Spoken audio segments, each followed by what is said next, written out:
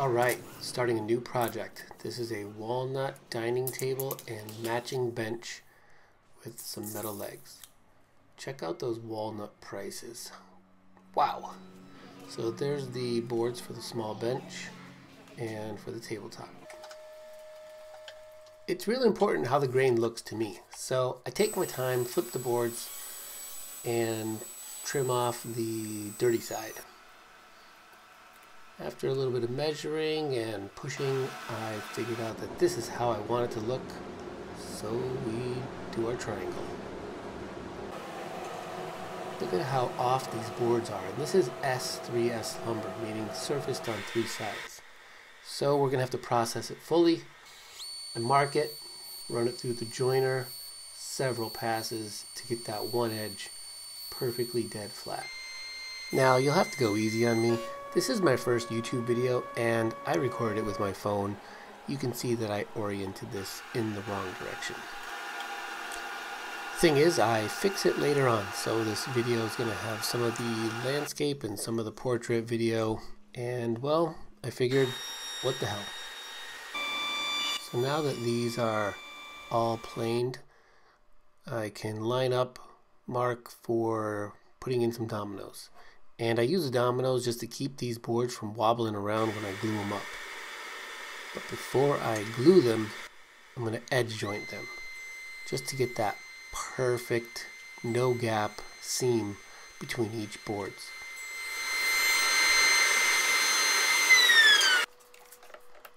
The domino does a nice job. Super easy to use, awesome tool, costs a lot of money. I highly recommend it. Look at those perfect mortises. Putting in the dominoes, putting on some glue, making sure that A and B go together, as you can see that I noted on the end over here, and clamp it up tight. Look how beautiful that is. A little bit of water on the walnut just makes it pop. I use that to clean off the glue.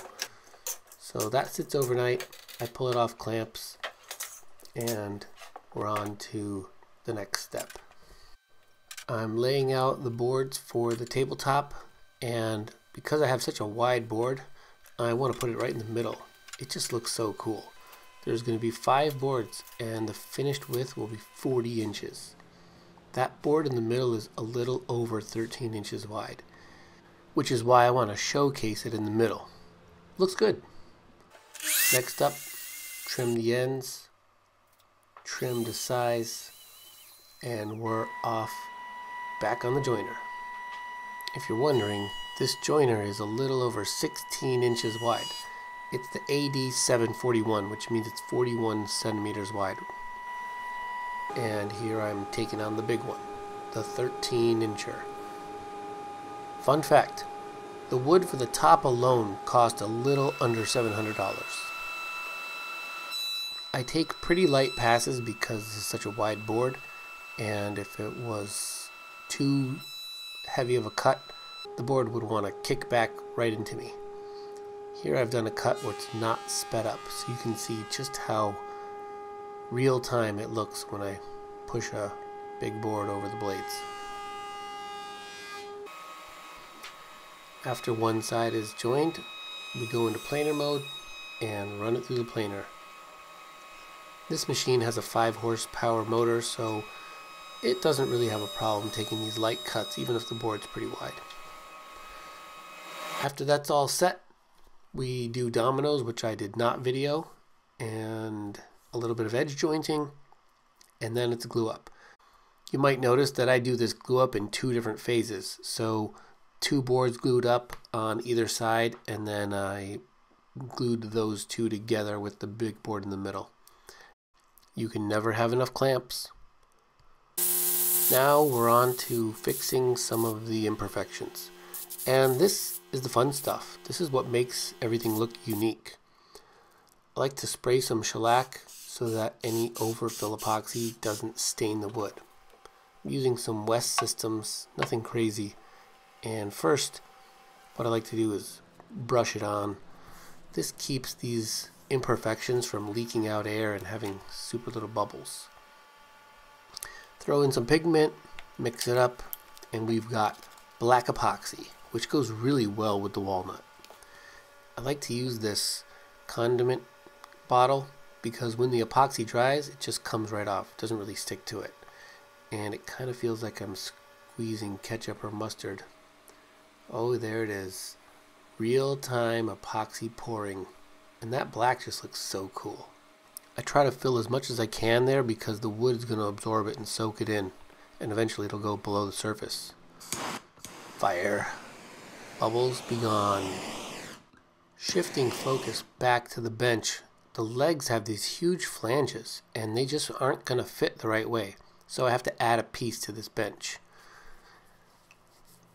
There we go. Piece added. We're going to trim this bench because right now it's way too wide. It's more of a coffee table than a bench. While that dries, let's sand off this epoxy that's fully cured. You'll notice that a little bit of a divot just doesn't sand off. I come back and fix that later. Now let's sand the rest of it. First I start with 60 grit in Rotex mode, which is really aggressive. It's a little bit of an arm workout. I trim the tabletop to the final dimension, which is 40 inches wide, using my track saw, and then clean off the edge. Wow, that track saw makes such a good cut. Look how clean that is. Like butter. Then I threw a 22-degree angle just to give a nice bevel, which I think is going to class up this walnut.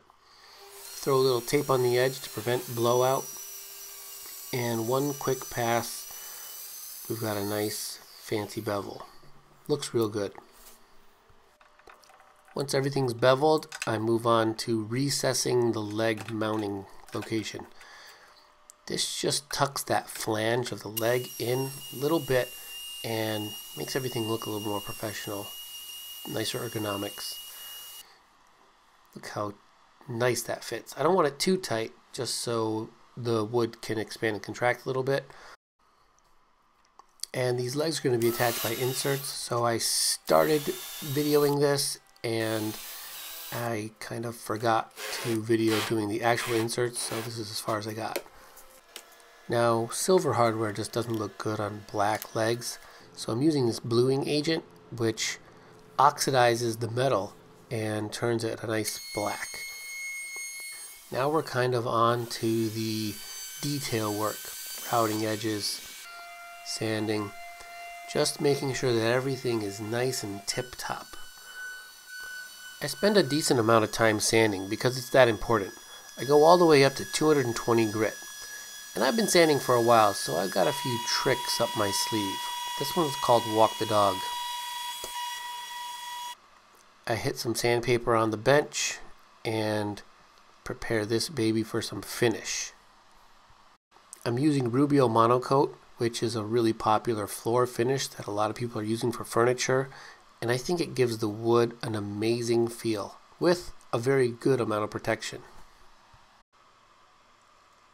So here we are applying it to the top. Again, wipe it on, buff it in, and then take it all off. It's kind of amazing.